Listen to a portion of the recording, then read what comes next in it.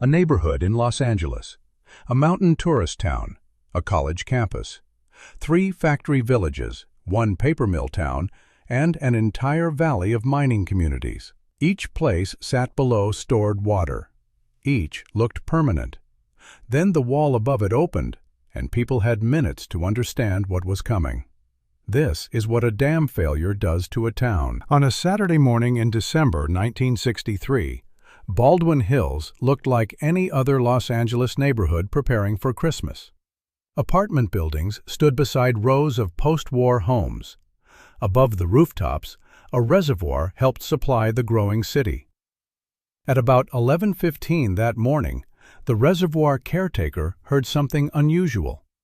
Water was moving where it should not have been moving. The drains were discharging far more than normal, and the condition was getting worse. For the people downhill, the disaster began as a police operation. At 1:30, authorities were asked to evacuate the neighborhood. Officers moved from street to street. Television helicopters circled overhead. Residents carried what they could and climbed toward higher ground, while above them, the problem in the reservoir became visible. By 2:20, a hole was forming on the inside slope. Water entered it, disappeared through the embankment, and carried soil away from within. The opening grew while cameras watched.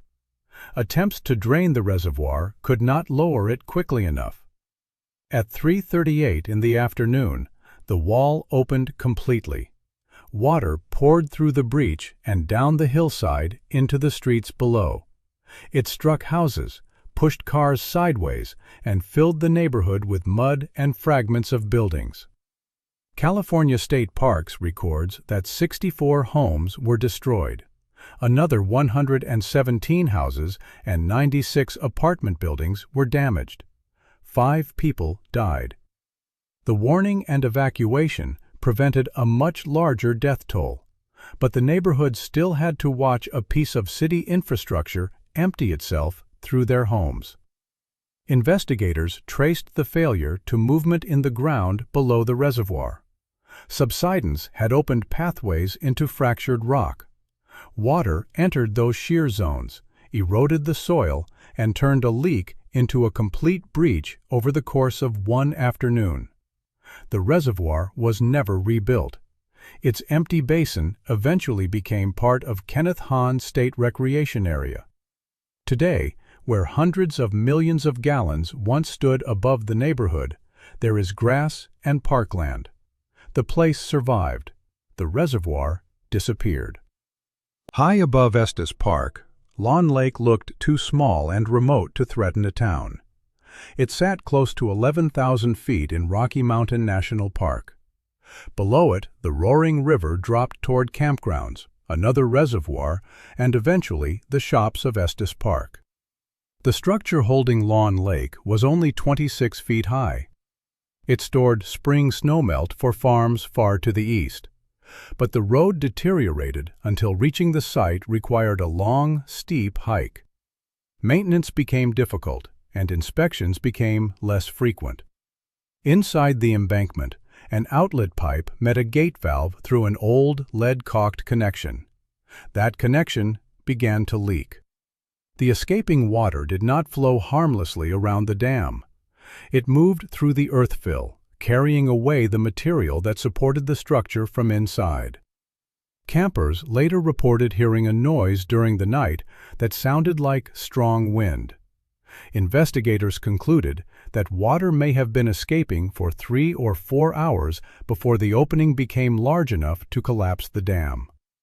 At about 5:30 on the morning of July 15, 1982, Lawn Lake Dam failed. The breach developed in roughly 10 minutes. About 220 million gallons left the lake, entering a channel far too small to contain it. In the upper valley, witnesses described a wall of water between 25 and 30 feet high. It tore down the roaring river, ripping trees from the ground, throwing boulders, and cutting a new channel into the mountain. In places, that channel was scoured as much as 50 feet deep and widened to 300 feet. 6.5 miles downstream, the flood reached Cascade Lake. Water passed more than 4 feet over the top of its small concrete dam.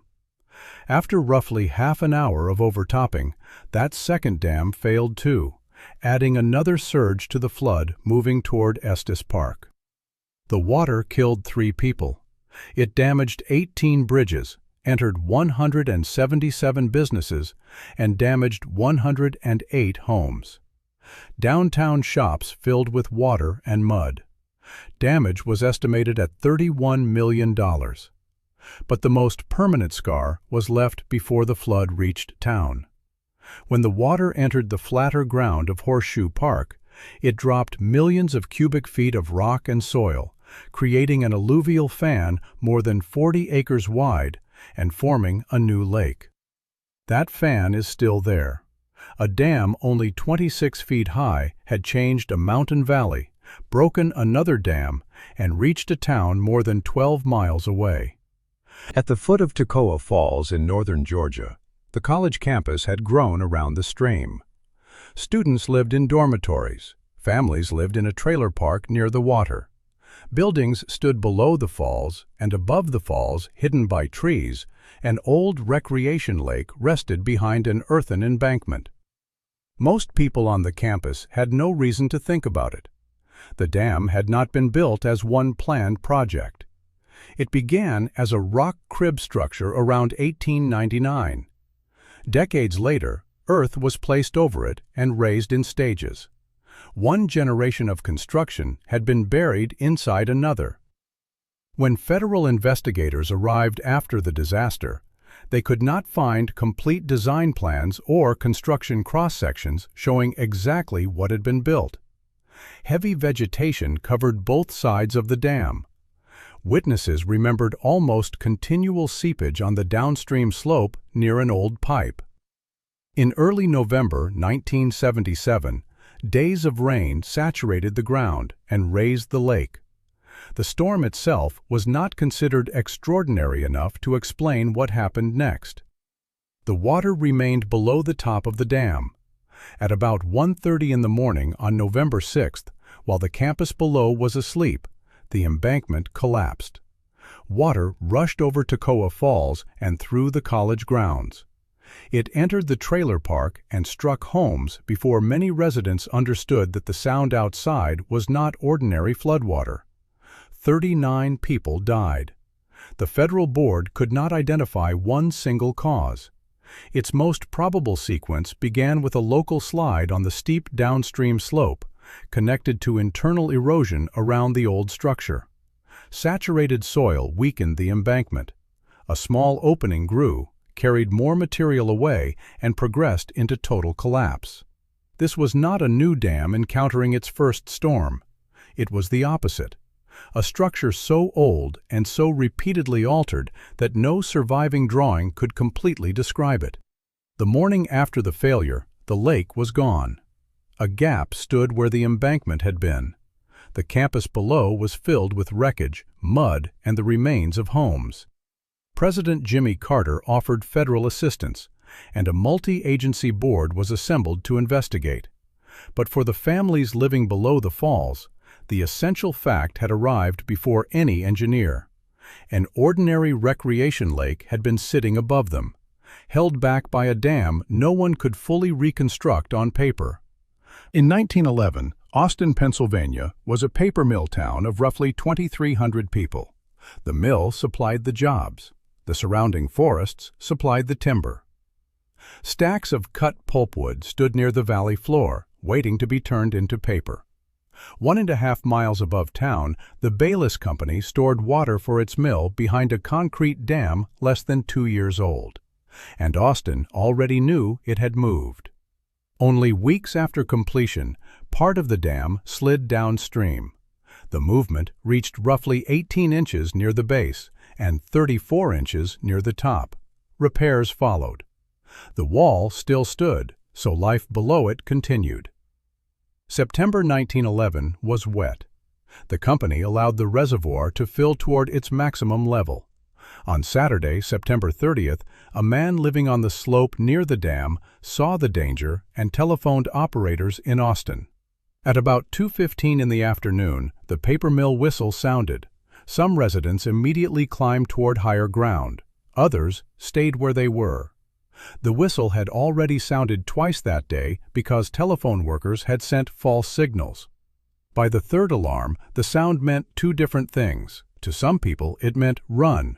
To others, it meant another mistake. Then, the dam moved. Large sections of concrete slid on the shallow rock beneath them. Later studies identified weak foundation layers, uncontrolled uplift pressure, and weak concrete as major contributors. The reservoir entered Freeman Run and traveled the mile-and-a-half toward Austin. Accounts placed the arrival time somewhere between roughly 11 and 30 minutes after failure. Before the water reached the first streets, it passed the mill yard. The flood picked up stacks of pulpwood. The wave entering Austin carried heavy logs into a town built of wood, brick, and masonry. Survivors described the debris mass twisting through the valley from one hillside to the other. The water continued toward Costello. At least 78 people died, almost all within the first 2 miles below the dam. Austin rebuilt, but it did not recover the population or prosperity it had before the flood.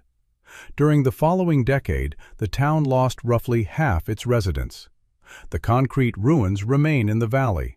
Individual blocks still stand near the positions where the water pushed them in 1911. The warning whistle is gone, but the failed wall is still there, evidence that the town had been warned about the dam once by the dam itself, almost 2 years before the final alarm. In Massachusetts, Williamsburg, Skinnerville, Haydenville, and Leeds grew beside the Mill River. Mills produced brass, buttons, silk, and textiles. Boarding houses and family homes stood close to the same channel that powered the machinery. Above them, mill owners had built a reservoir to keep water flowing during the dry months.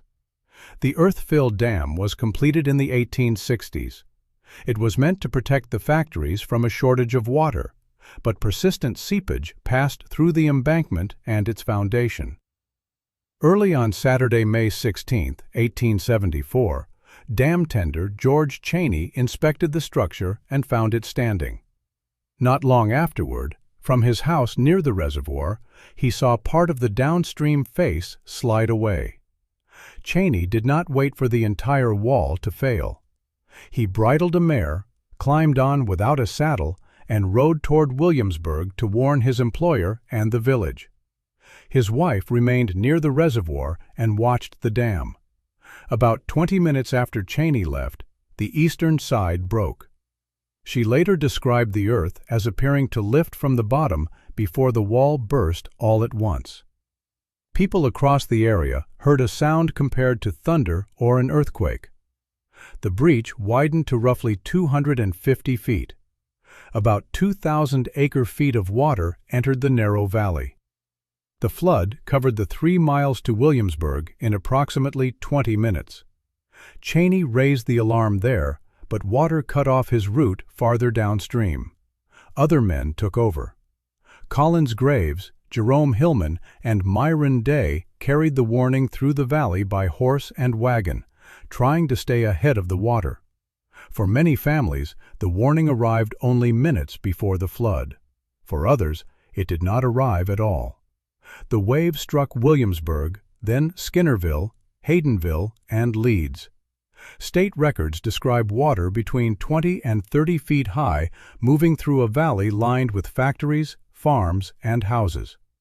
It broke bridges, crushed mills, removed homes, and carried machinery and building debris into the next community downstream. 139 people died. The writer's warnings saved hundreds more. Within roughly an hour, 4 industrial villages had been transformed. In some locations, survivors could no longer identify where houses had stood. Investigators later found fault across the chain: owners, designer, contractor, county commissioners, and state oversight. But no regulation could reverse the race that morning. one man leaving the reservoir on horseback, several villages below him, and the water covering the same distance only minutes behind. The communities along Buffalo Creek occupied the narrow ground beside an Appalachian stream. Saunders, Kreitz, Becko, Lundale, and Pardee were connected by one road, one creek, and the coal industry that employed much of the valley. Above Saunders, the mining company disposed of waste by dumping rock, shale, coal, and fine sludge across a branch of the creek. Over time, the waste piles became a stepped system of impoundments holding water and mine sediment. These were not conventional finished dams. Trees remained beneath dumped material. Deep sludge sat below the upper embankment, and its permanent spillway had not been completed. There had already been a warning written into the valley. In 1967, an earlier embankment was overtopped and partially washed away. State inspectors had warned the company about washout risk on multiple occasions. The structure was widened and another overflow pipe was installed, but the system continued to grow as more mine waste was dumped above it. In February 1972, rain and melting snow raised the water again. Company personnel watched the level. Residents and law enforcement officers were concerned. According to later government proceedings, company officials did not issue a general warning, and deputies who had arrived to help with evacuation were discouraged from ordering a mass exodus. At about 8 in the morning on February 26th, the upper impoundment failed. Water and black mine waste moved into Buffalo Creek. Near the head of the valley, the surge was described as roughly 50 feet high. It struck Saunders first. Then it entered the chain of communities downstream, carrying houses, trailers, cars, trees, and pieces of the settlements inside the flood. The valley gave the water almost nowhere else to go. For about 15 miles, steep hills kept the moving debris concentrated near the homes and road beside the creek. 125 people died. Roughly 4,000 were left homeless. More than 1,000 homes were destroyed or damaged. Some communities lost nearly every recognizable part of their center. The water passed each location in minutes. Families were displaced from communities built around work, relatives, and shared history. The physical valley remained, but its social geography had been broken apart. West Virginia's governor appointed a commission to examine how the impoundments had been built, what warnings existed, and why the people below had not been moved in time. That same year, Buffalo Creek and the catastrophic flood at Rapid City helped push Congress toward the National Dam Inspection Act, authorizing a national effort to inspect non-federal dams and report unsafe conditions. But for the people of Buffalo Creek, the law came after the valley had already become the evidence. The flood did not destroy one town. It moved through an entire chain of them. 6 places, 6 different walls, concrete above Los Angeles, an old mountain embankment in Colorado, a recreation lake above a college, a paper mill reservoir in Pennsylvania, an industrial dam above 4 Massachusetts villages, and mine waste holding back black water in West Virginia. To an engineer, each disaster has a different mechanism: subsidence, piping, uplift, slope instability, an undocumented structure, and inadequate spillway. To the people below, those differences disappear when the water arrives. A dam failure reaches a town as lost time, a warning that sounds like a false alarm, a police officer at the door, a rider trying to stay ahead of the flood, a noise in the night that sounds like wind. Then streets become channels, buildings become debris, and a familiar place becomes something its own residents no longer recognize. The wall is the cause. What happens to the town is the disaster.